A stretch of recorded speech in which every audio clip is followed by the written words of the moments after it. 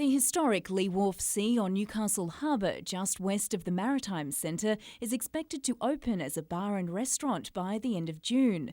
Sydney company Laundy Hotels Group will begin the internal fit-out in January, while exterior restoration work has already been completed. Keith Stronach's Lee Wharf Developments collected $8 million in return for the 99-year lease on the site. The Laundy Group already owns more than 20 pubs across the state, including Newcastle's own Crown and Anchor.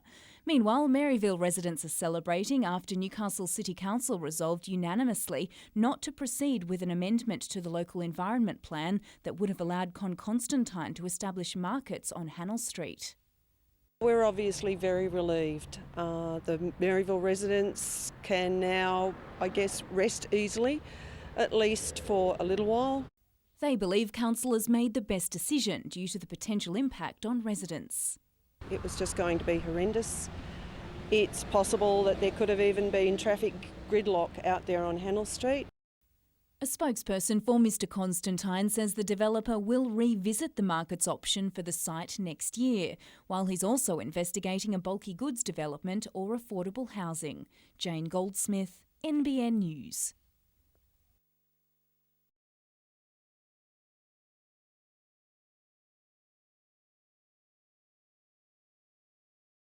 The SES is having its busiest year on record with twice as many calls for assistance than ever before. Now it's bracing for even busier times ahead due to the Bureau of Meteorology predicting increased storm activity. Yeah, we're certainly planning for an increase in the amount of risk and the amount of hazards that will occur throughout New South Wales. We've had more floods this year than we have in the previous 10 years on the back of a 10-year drought.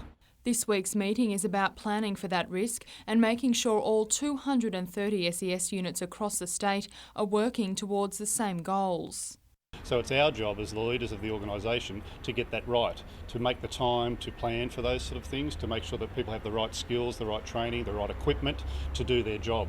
The SES says it's also trying to change the organisation's culture and create better communication between paid staff and volunteers. We intend to change the culture of the service and how we do business, how we interact with our volunteers. The volunteers are the core of the service, and as such we need to make sure that we're all playing to the same sheet of music. Lauren Bladwell, NBN News.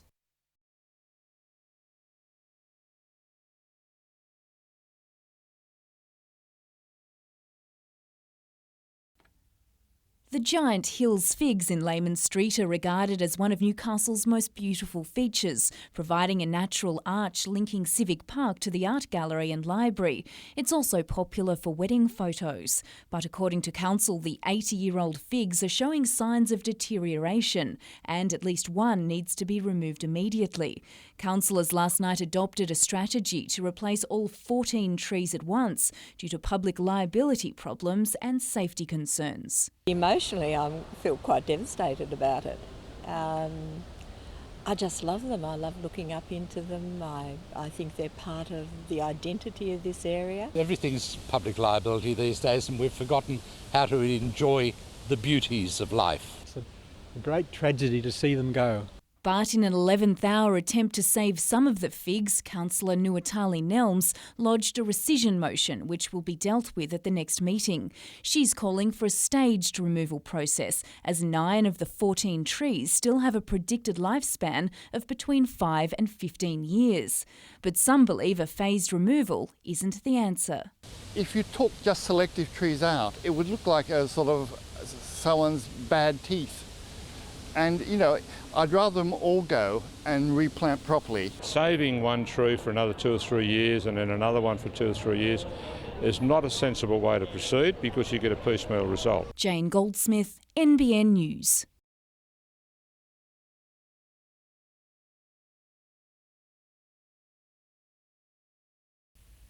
International Men's Day was established in Trinidad and Tobago to raise awareness of the issues facing men and to celebrate their contribution to society. Tomorrow marks 10 years since the initiative began in the Caribbean, and Maitland Council is celebrating with its own event.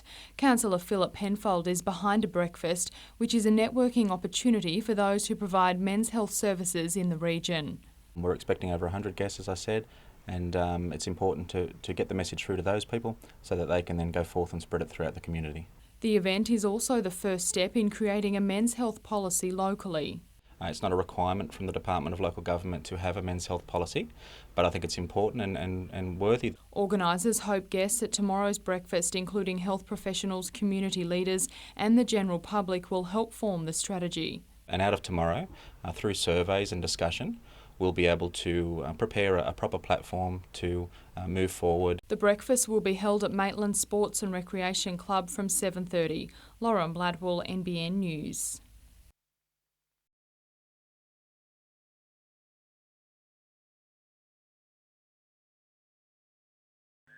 Every morning, every night, I had woken up and realised that the next day I was going to be just as tired, be in all sorts. So to be able to know that it's all over within this certain period of time, I was over the moon. And to actually get there and to know that tomorrow morning I don't have to get up and crawl for 6 or 7 hours is it's a pretty good feeling.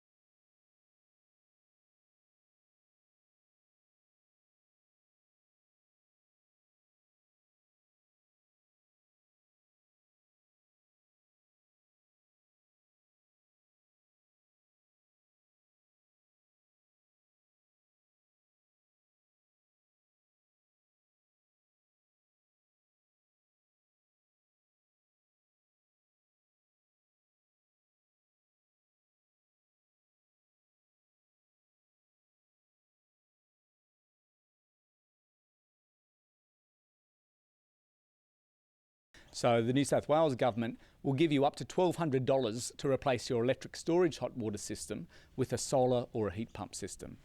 The Commonwealth Government, in addition, will give you up to $1,600 to do that changeover.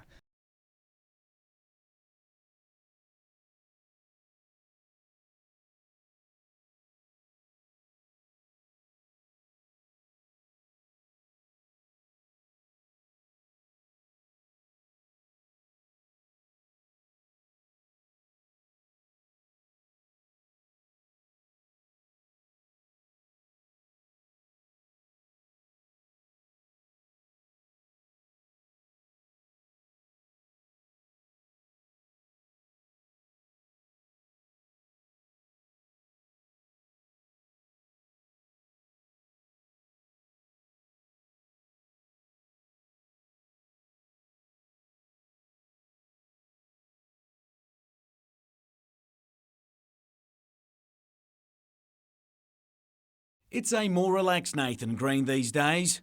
A win on the biggest golf circuit in the world can do that. He claimed the Canadian Open in a dramatic fifth-day playoff against Retief Goosen in July, something that provided financial reward, job security for the next 2 years and a start in next year's US Masters. To be able to get over the line against someone like Retief was a great feeling, and probably turned an average year into probably my best year that I've had. Although Green skipped the Australian Masters to rest up after his hectic year, he loved watching Tiger's effect in Melbourne. Next week, he headlines the New South Wales Open at the Vintage. Is it going to be the Nathan Green factor for Colvin in a couple of weeks? I would really doubt that. I think it's free entry, and as I said, I'm lucky to get family members to come watch me. He's selling himself a bit short on that front. The Hunter's first US Tour winner since Jack Newton back in 1978, Green could also add his name to another time-honoured trophy next week. The biggest challenges may come from those closest.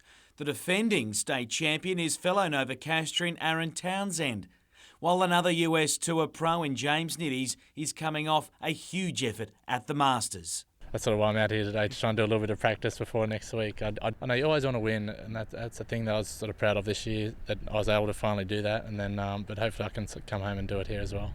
Jim Callanan, NBN News.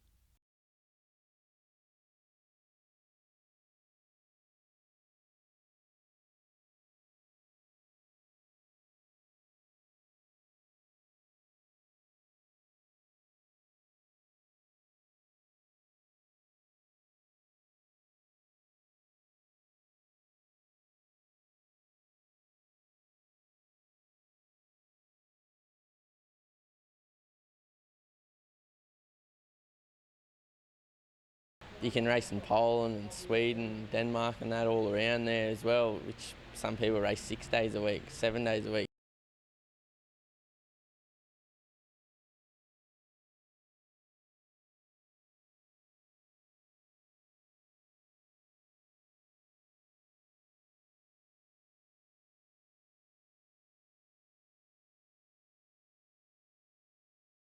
They have a lot of trouble breathing. They can't exercise a lot. They has trouble walking. We've got a couple of people here today in wheelchairs. One man's on oxygen.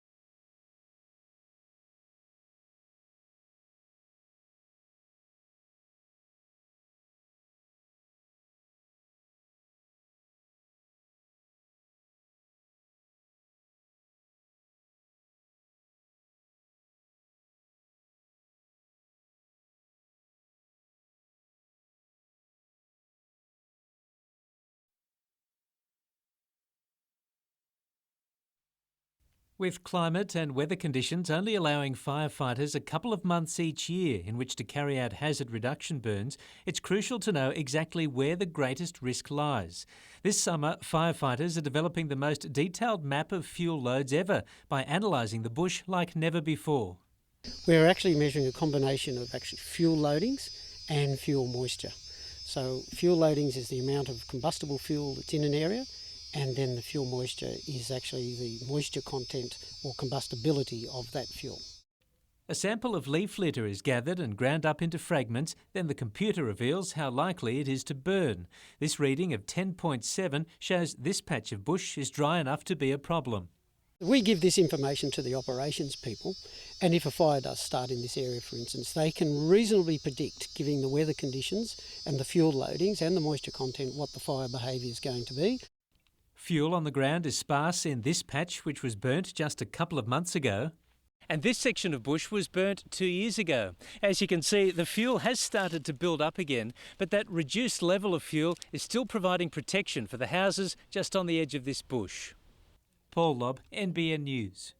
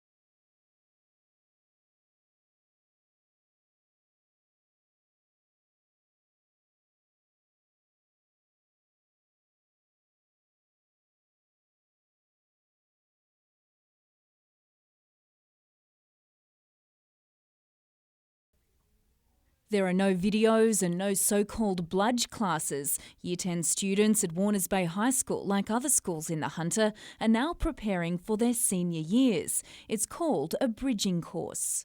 And they have a bit of a taste test of their courses so that they know what's actually involved, what the concepts are related to that course. And so they're actually in their Year 11 classes. The Education Department is calling on all Year 10 students to attend school rather than heading to the beach. Otherwise, they'll be truanting.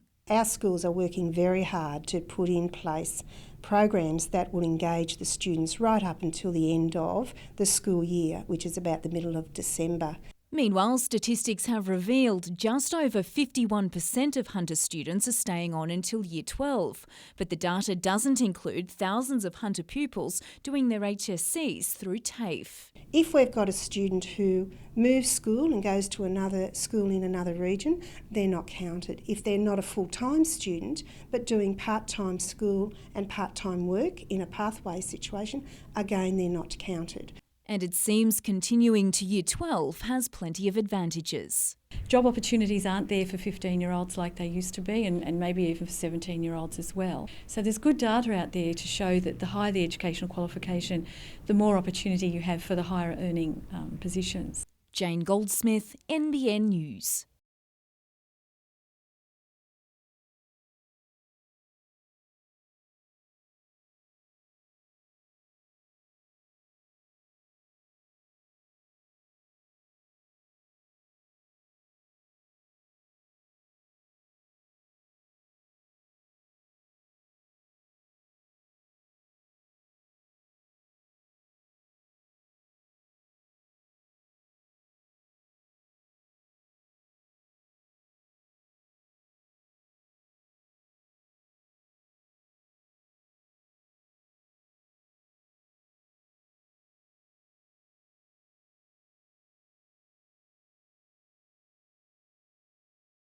The Worimi people have been here for 40,000 years, but their history is foreign to most Novocastrians. We are of the land is part of us. It always has been and always will be. The Marook Centre is working to promote Aboriginal culture and at a rapid pace.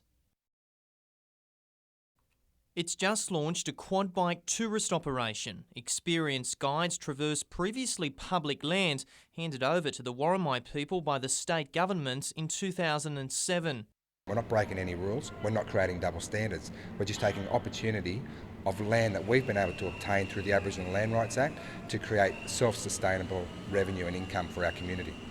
Don't get me wrong, this is a lot of fun, but it also really opens up your eyes, and that's exactly what the Land Council's hoping to achieve. They wanted an experience like this to bridge the gap between our younger generations and our Aboriginal history. It's believed 1 in 4 of these midden sites would have been used as a sacred burial site for the Worimi. From meeting grounds to watering holes, the dunes hold many secrets. Organisers hope by the tour's end you'll gain an insight into what life was like all those years ago. We've stepped up and we're taking a swing at it, and we want people to know just how rich their own backyard is in relation to the history of this country. Nat Wallace, NBN News.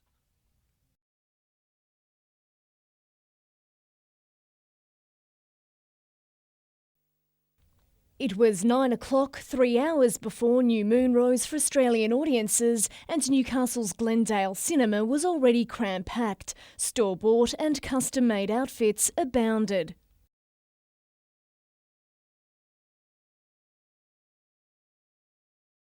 With Twilight screening at 9:30 followed by New Moon at midnight, many chose cosy attire. I wanted to be comfy, I wanted the pillows and everything because I'm not going to take my eyes off that screen.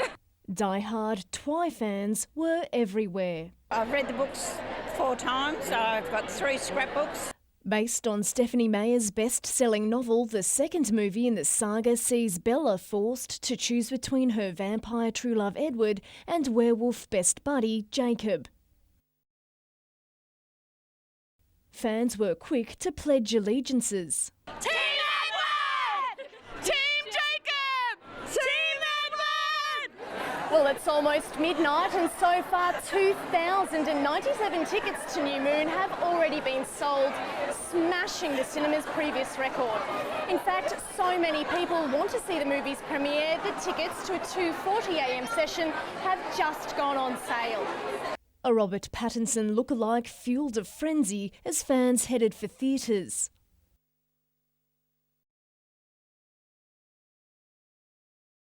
And it seems New Moon didn't disappoint. Freaking awesome. Loved it. What did you think of the movie? Fantastic. It was so good. Unbelievable. Unbelievable. Yeah, oh, it was just the best. And for some, seeing it once wasn't enough. Yeah, 2:40. We're going back in.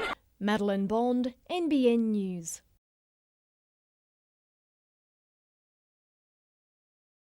As golfers, the Newcastle Knights make great rugby league players. Several members of the first grade squad joined sponsors for today's annual hit-out.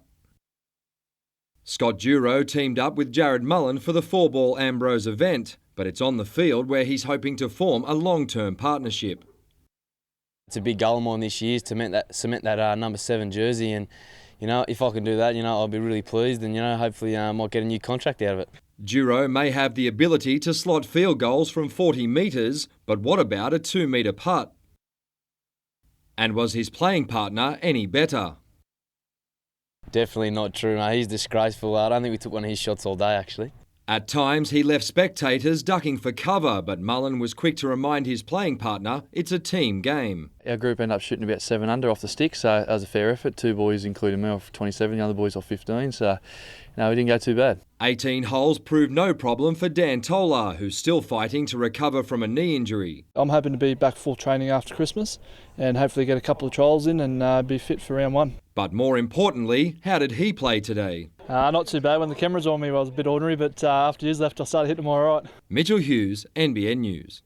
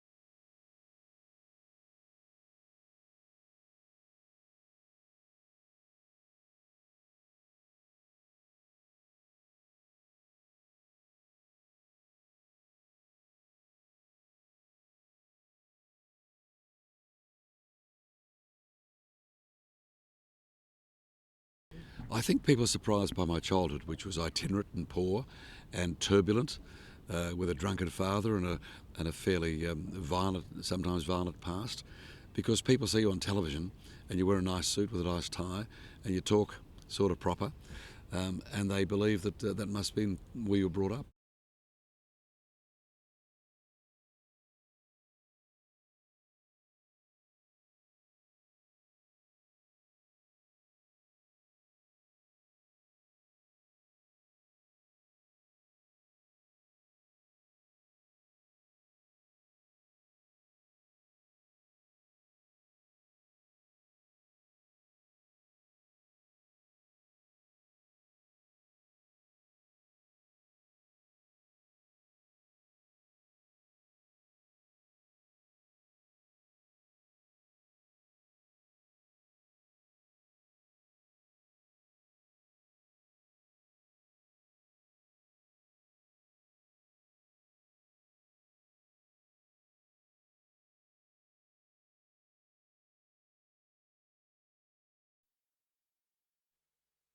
With the mercury hitting 42 degrees at Cessnock today, the town's race meeting was moved to Newcastle.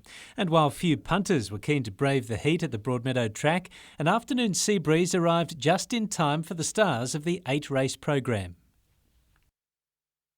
It wasn't looking good about an hour and a half, 2 hours ago when it was about 37 degrees, and now, as you can feel, with that nor'easter blowing, it's quite cool. No long faces in the washdown shed, with horses enjoying a nice cool spray after performing on the track.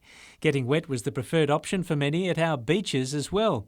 A strong nor'easter dropped the temperature by about 10 degrees on the coast from lunchtime. By 3 o'clock, the coast was enjoying 25 degrees, while the valley was sweltering above 40. Storm clouds built along the coast, and despite a minor blackout in the Newcastle suburb of Merriweather, the hot day caused few problems. We can expect more heat tomorrow. Paul Lobb, NBN News.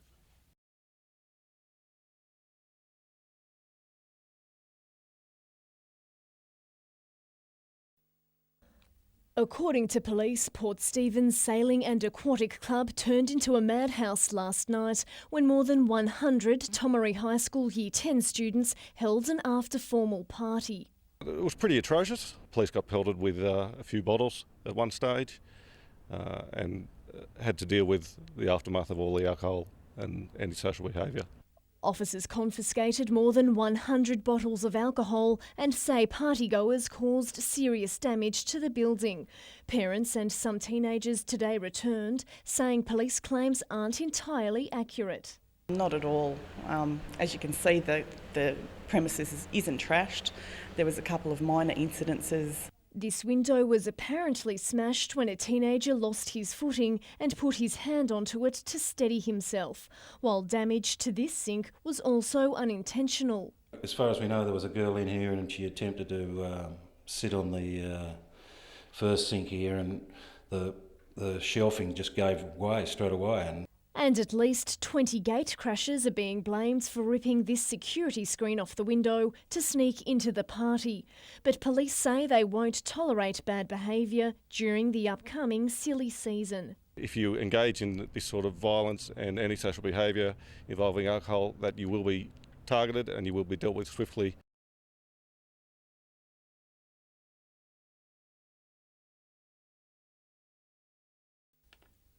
Despite the scorching 40-degree heat, federal, state and local government politicians each had their say and paid tribute to the Fernley Track Committee before officially opening Stage 3. Then the moment the cyclists had all been waiting for, a chance to test out the new section from Whitebridge Station to Redhead. This is bigger than sliced bread. It's the best thing that's happened to Lake Macquarie in a generation. The Fernley Track is a shared pathway which follows a disused rail corridor stretching 9.5 kilometres through urban environments, bushland, heathland, and eventually it will meander through wetlands to Belmont. Being able to cycle along Fernley Track today and see the changing environment as we came down here to Redhead was really special. The final 5.5 kilometres should be complete by the end of next year, providing a safer alternative to the busy Pacific Highway. The difference between riding on the cycleway and a road is chalk and cheese. This is so much more pleasant. Jane Goldsmith, NBN News.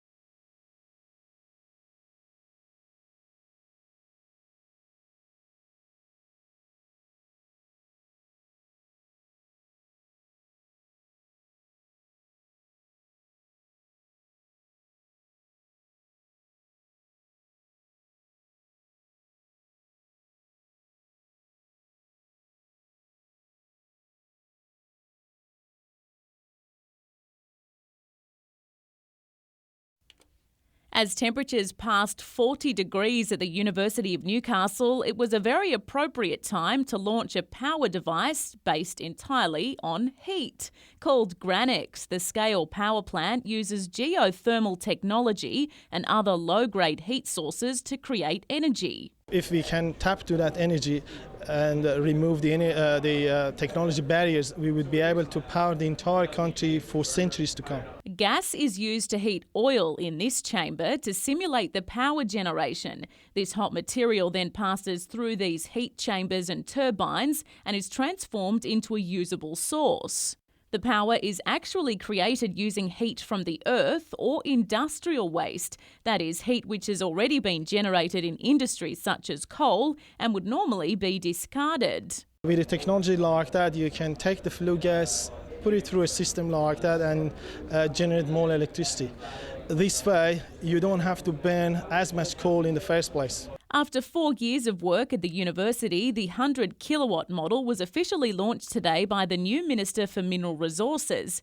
The model itself can create enough electricity to power 100 average homes without any carbon dioxide emissions. We will be able to contribute towards, with the technology, the greenhouse gas reduction targets that are part of the state plan. More research will be conducted using the model, then it's expected to be moved to Vales Point Power Station for more testing and become a viable source of base load power in the years to come. Kate Mitchell, NBN News.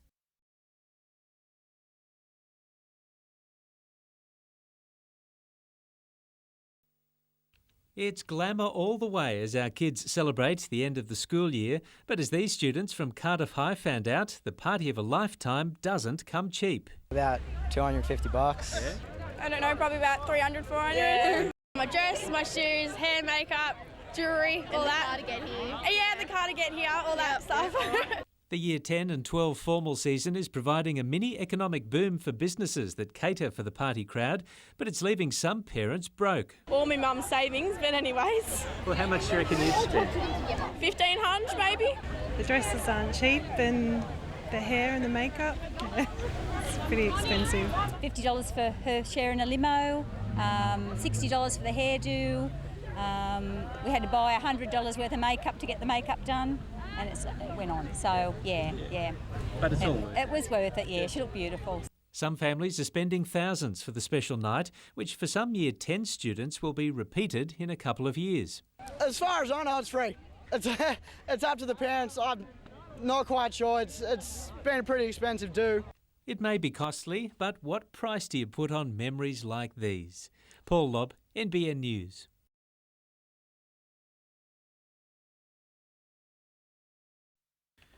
It was a shock to Corey Patterson when told of his selection in the All-Stars team, but he couldn't have been happier. When you play football, you're playing for your mates and your family and that, and this is the same thing, you're playing for your family, you're playing with a bloke next to you, so it's a huge honour and something I'm really looking forward to being part of. It's a good sign for the talented forward who was forced to face some important issues off-field last season after being diagnosed with clinical depression. For him, it makes next season all the more important. I really want a big year because I want to repay the faith, the supporters, the club and friends and family who have all supported me through this bit of a rough patch this year. He'll get to do it alongside a good mate and fellow back rower Chris Houston, who's agreed to remain a Knight until the end of the 2012 season. The main thing was the team that we've got at the moment. I think we can definitely win a premiership with it, and that was the most important thing. New coach Rick Stone was also a driving influence. He was a big play in it. All the guys get along with him really well, and he's got a lot of good ideas, which we're finding out in these early few weeks already. Jim Callanan, NBN News.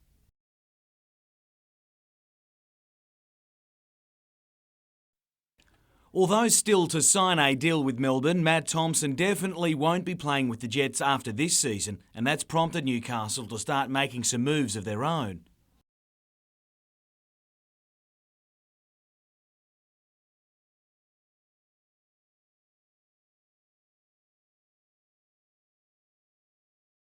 But when pressed on Thompson remaining captain for the rest of the season, striker Michael Bridges won't be there after failing to complete today's training session with a heel problem. Outside of his experience, it's his partnership up front with Labano Haliti, which will be sorely missed. The last couple of weeks has been great for me and for him. I mean, for me better because I've learned from him more. The most obvious replacement looks to be Sean Rooney, while the return of young Socceroo captain Ben Kentarowski from Australian duty could open up further options for the coach. Rested from today's session, he's eager to step up for his club after a hectic few weeks, both home and away. I like to think it was more exciting than a heavy workload. It was good just to play some football again, and especially finishing the HSC sort of gave me a bit of a buzz. The hot conditions could yet dictate how this game is played, and while some of the Jets took every precaution today, the memory of their last meeting with Wellington still burns.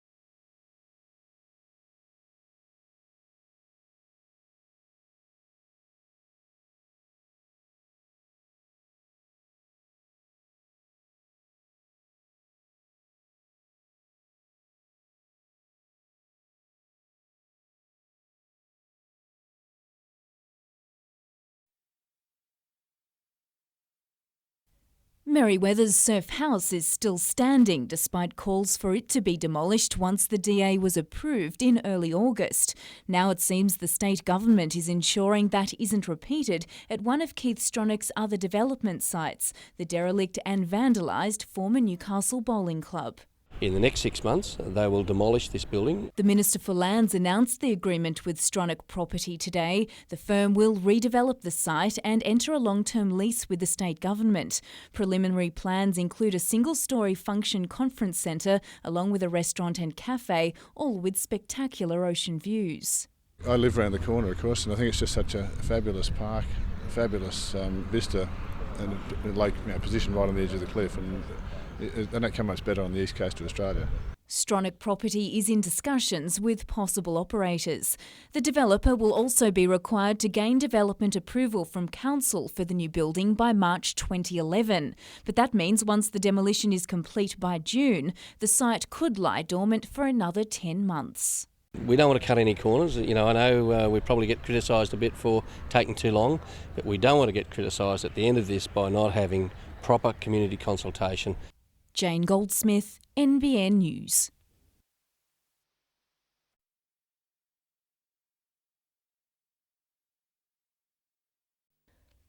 It's the first time anything like this has taken place in Newcastle Harbour. Millions of dollars worth of luxury sail and powerboats proudly on display for the inaugural Newcastle Marina Expo. Nowadays there's a great boating life to have down here. We've got 200 odd boats on the marina, and people enjoy them every weekend. You can get out to sea and whale watch and fish and do everything that you don't normally think about in Newcastle. The expo highlights the marina and port's recreational capacity over its industrial use, and boaties are loving it. Very nice, it's a good display, they've got several good variety of boats, and yeah, it's very interesting. It's good to see something in Newcastle. This is the expo's centrepiece, 25-metre Herreshoff schooner Amazon. It was designed around 100 years ago, but only built in 1990. Complete with a king-size bed in the main cabin, ensuite and full kitchen, it has all the luxuries of home. And while it's moored at the marina, the capacity for a few more. Just marvellous. I mean, you can't get any better. I mean, it's just luxury. It's just gone on the market for a cool $1.1 million. But if that's a bit steep, shares in various boats are also up for grabs. A stake in this Riviera sports yacht will set you back a mere $100,000. That gives you access to it for 30 days a year. The expo wraps up tomorrow. Madeline Bond, NBN News.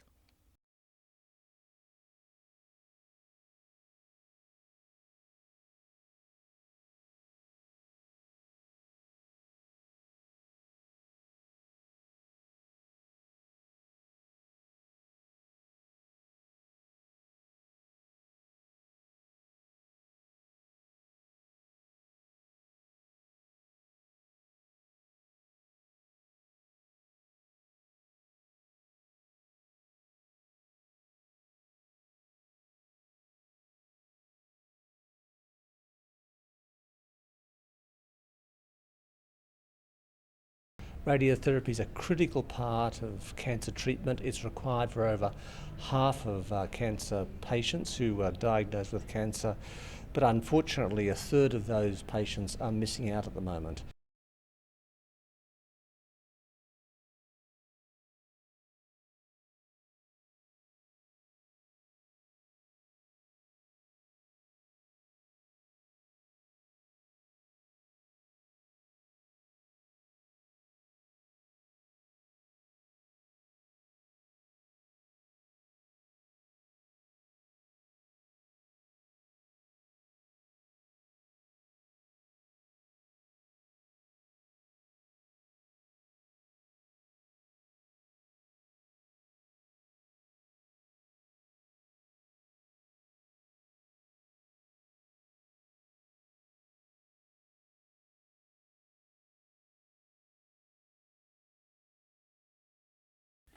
It's far removed from the hype of last weekend, but it's hard to forget a memorable Australian Masters given the Tiger Mania which engulfed a tournament. James Nitties could well have won himself. It's awesome. Anytime he's a part of a tournament, it's a circus. And if you knew me, that's what I like about, golf tournaments, when they get a little bit crazy. He's learnt that nothing beats hard work, so it was back to the practice range to fine-tune his own game for another event next week. The New South Wales Open at the Vintage is in his own backyard, and this time he's one of the headline acts. You get a lot of outside pressure. I come back on my break and I happen to play well, and now I'm expected to do so at New South Wales Open, and so I should. It's the sort of expectation that only comes with success, and a sensational rookie season on the US PGA Tour has only heightened that. Considering his own career setbacks early on, Nitties is now confirming that enormous potential. I've always told people just give me more than 3 or 4 events to play in and I'll prove myself, and I still got a long way to go and a lot of hard work to do. Hence the practice, especially for an event to be hosted by good mate Nathan Green and has his childhood clubmate Aaron Townsend as the defending champion. It is my off season, but I'm still trying to win. It's not like I come out here and I'm happy with whatever result.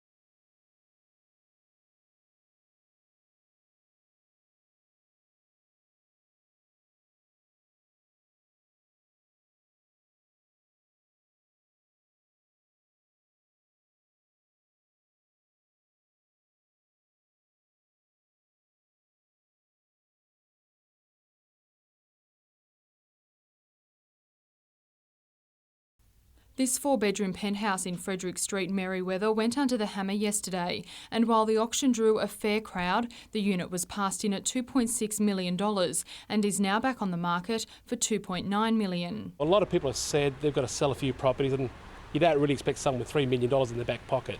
So we expect something to happen in the next week or so. 3 apartments in the recently completed Frederick Street complex have been sold for up to $2 million each. And while the penthouse hasn't moved, local real estate agents say the top end of the market has. In the last month or so, our office itself is sold about $5 million in upper end properties. I think in Newcastle we've just had 5 big sales. There was always a lot in the first home buyers. But I think there's more now looking in the higher brackets than there were before. It's believed the movement in prestige properties has been led by sales at the bottom and middle areas of the market. The first home buyers, they got all their grants, which made the bottom end of the market really move, and it's very hard to buy a house in that bracket, and so gradually that sort of comes through to the properties in the higher bracket. Lauren Bladwell, NBN News.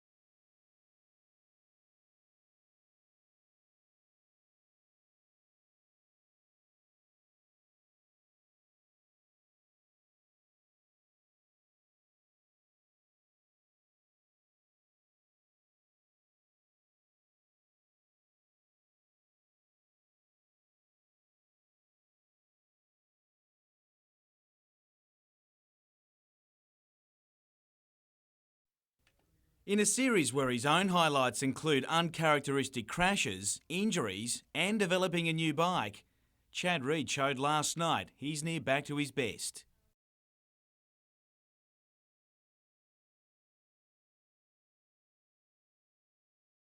His cousin and fellow hunter rider Craig Anderson performed strongly in the penultimate round of the series to be 7th on the night and 8th overall, but it was Reed who set the pace in the forced sprint race format.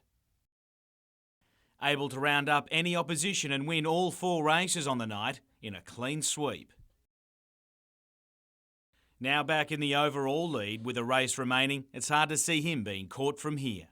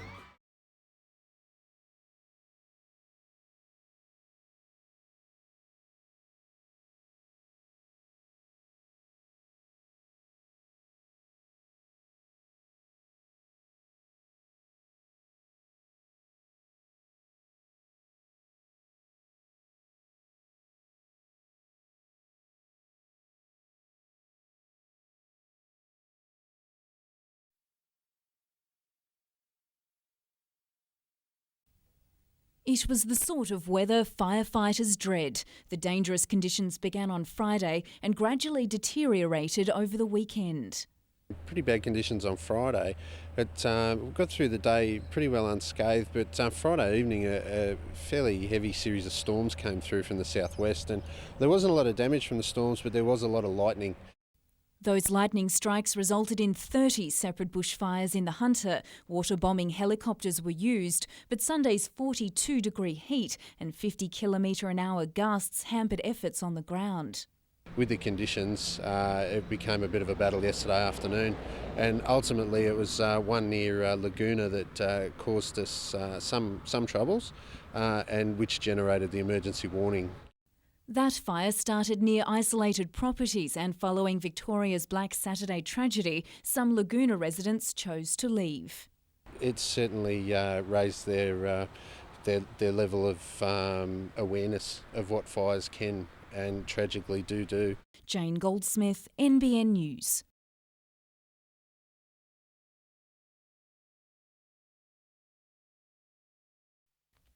Stockton Beach, a place for fun in the four-wheel drive, but police say some are taking it too far. Alcohol, sand dunes, four-wheel drive vehicles, they don't mix. Officers yesterday breath tested 82 drivers as part of Operation Dirt Runner. They claim almost half had some alcohol in their system. I had a P-plater with a mid-range PCA reading, 21-year-old male. It's just very, very disappointing.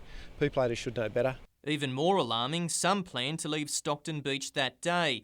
The first turn is onto one of the region's busiest roads. Nelson Bay Road and Cabbage Tree Road are significant fatal black spots for this local area command. And you've just got to drive along the road and see the crosses on the side of the road to understand what I'm talking about.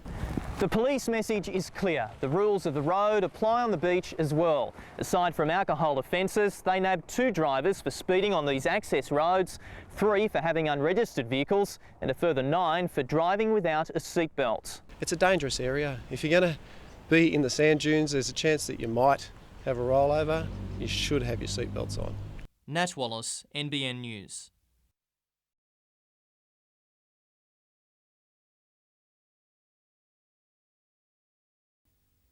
The big day itself is just over a month away, but the Christmas shopping crush has well and truly begun. Parking was at a premium at suburban centres today, but that was quiet compared to the weekend. Oh, it's terrible. The cars are lined up everywhere. It's not even Christmas yet. What's it going to be like in another fortnight or so? While some early birds have finished their Christmas shopping, others are just getting started. I've got a bit more to do. I've done kids, but I've still got family members to do, so yeah, never ending. According to the Hunter Valley Research Foundation, 48% of those surveyed in September believed they'd continue spending the same amount over the next 3 months. Another 34% said their spending would increase. There's no $900 economic stimulus payment this year, but the high Aussie dollar means the price of some popular goods are falling. And given recent sales figures, Harvey Norman boss Jerry Harvey believes registers will be ringing like never before. We're going to break all records. I mean, I'm absolutely flabbergasted that sales are as good as they are, but they are. They're really fantastic. And coinciding with the Christmas shopping rush, Aldi is about to open a supermarket in Union Street, Newcastle, to take on Coles' stranglehold on the inner city market. Jane Goldsmith, NBN News.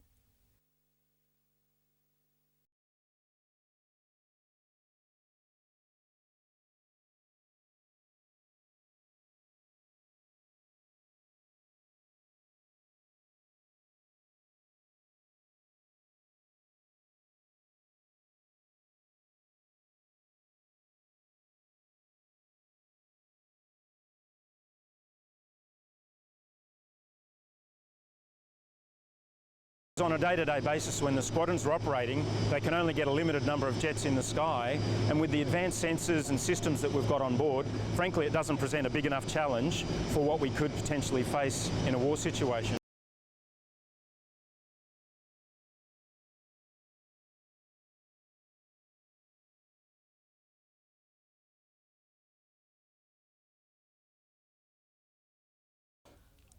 Launched today in Newcastle, the Extend project will run over 3 years, delving into difficult territory. We've known that suicide is higher in Australian rural communities, but we've not understood why. So this is an opportunity for us to try and get a better understanding of. Dr Kerry Inder has received a $300,000 fellowship funded by Extrata Coal to drive the project, backed up by another $325,000 from Beyond Blue. The National Depression Initiative has come on board, recognising a puzzling divide between men in the country and city dwellers. The rates of depression are about the same, but the rates of suicide in country areas is much, much higher. The isolation of rural life as well as the social stigma of a depressive illness are thought to be contributors, but it's not the whole picture. The researchers are keen to look at how treatments can be improved. And particularly people in rural and remote areas where it's not always easy to get help when you're going through a difficult time. So our aim is to try and make sure that we have treatments that can get out to them. ABC radio broadcaster and Beyond Blue ambassador Craig Hamilton has battled bipolar disorder. Originally a bush bloke, he has a message of hope. You can heal, you can be cured of a depressive illness if you get the right help at the right time.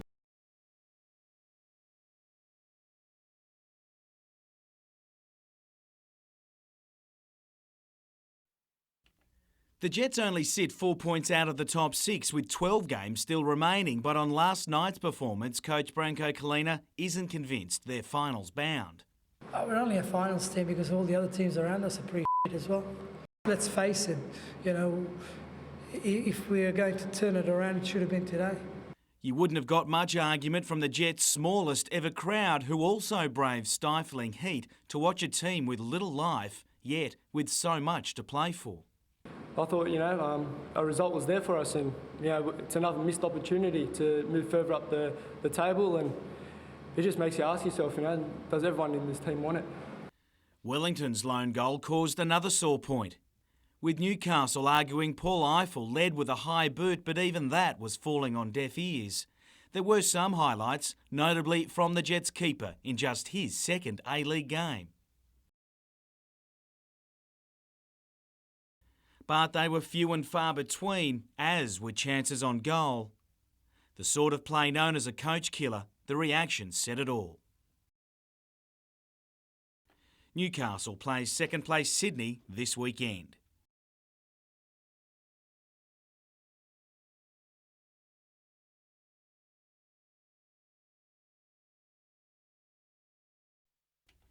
James Niddies has been in great form, while fellow Hunter golfer and US PGA Tour event winner Nathan Green is hosting the New South Wales Open.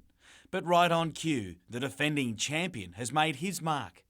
Aaron Townsend scored his breakthrough win at the Open this time last year, and he's heading back this week as the New South Wales PGA champion as well. Yeah, look, wins are a rare thing. I went for a long time without winning, for about 5 years. I've been a little seconds, and to win last year meant a lot. The $16,500 winner's cheque won't hurt, nor will the green jacket. And after finishing at 21 under at the PGA, he's eyeing a New South Wales double. I played well last week at the Australian Masters, and sort of thought if I can take that sort of form into these weeks, I hope to play well.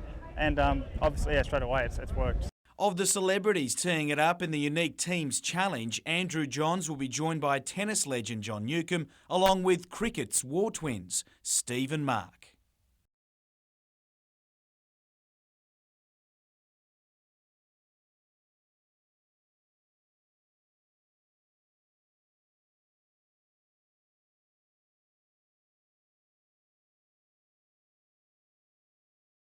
We've spoken to our contacts through our association, and hopefully we can resolve it amicably, and we can all move forward. But if there's no resolution, then we will seek legal advice.